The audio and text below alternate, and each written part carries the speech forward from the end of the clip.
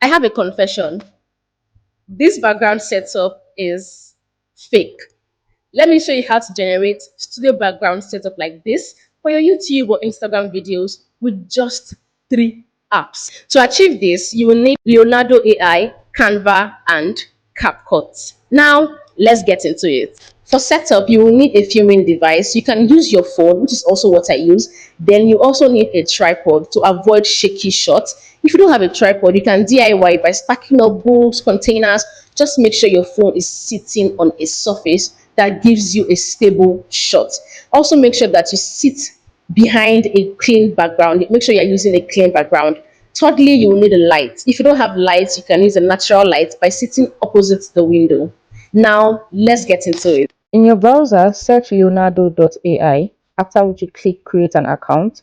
Once you have done creating the account, this is what the dashboard looks like.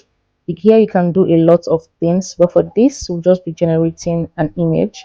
So once you're done with all of that, you just click image generation. You can click here or right here. So let's just click this one. And once you click, you then add your prompt, which is what you want it to do. So this is my prompt here: design a well lit but beautiful looking front facing background and all of that. Once done, click generate, and it will cost about 8 coins for that. It's going to take a bit of time depending on how your network is. So these are the ones I've created before.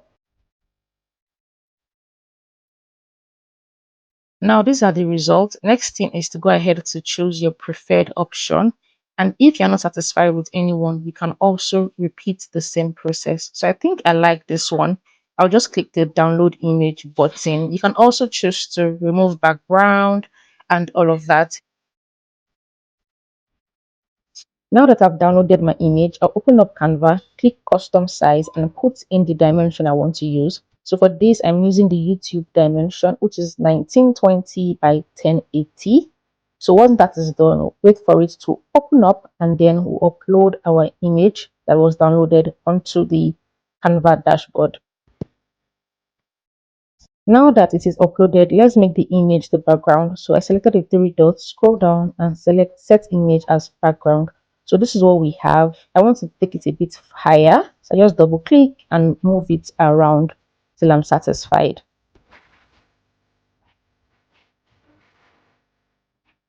You can choose to download like this or add an element. So for this, I will just add the YouTube logo. So go to element and search for YouTube logo. Pick your preferred option and then place it where you want it to be. So here I'll just reduce the size of this one, this logo, and then just find a place I want to place it. And this is not bad, but I think I want it to be on the bookshelf instead. So I'll put it here and I will resize it. Once I'm done, then I will just go ahead to download. So let me continue resizing till it fits what I want. Okay, I think it's perfect like this. Yeah, I think this looks good. I'll click on the share button and I'll make sure I drag it all the way down. Once I click download, I'll drag this size all the way down so that I can download at the highest quality and my image is not blurry.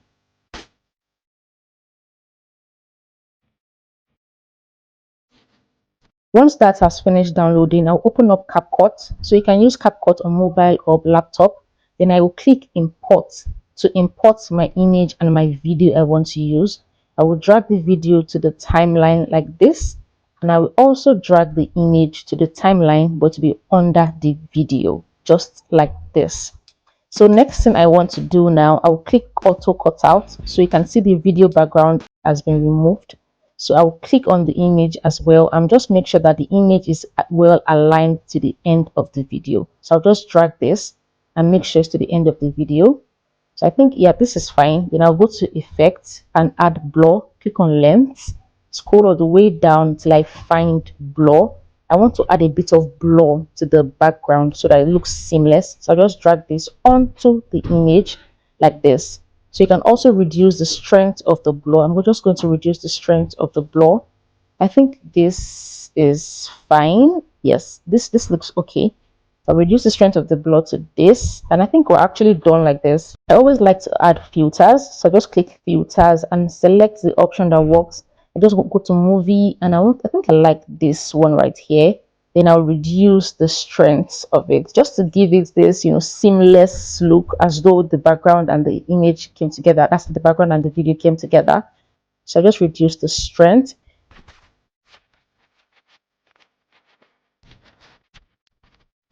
I'll go ahead to drag the filter to the end so it is in the entire video. When I'm done, I will just click the export button.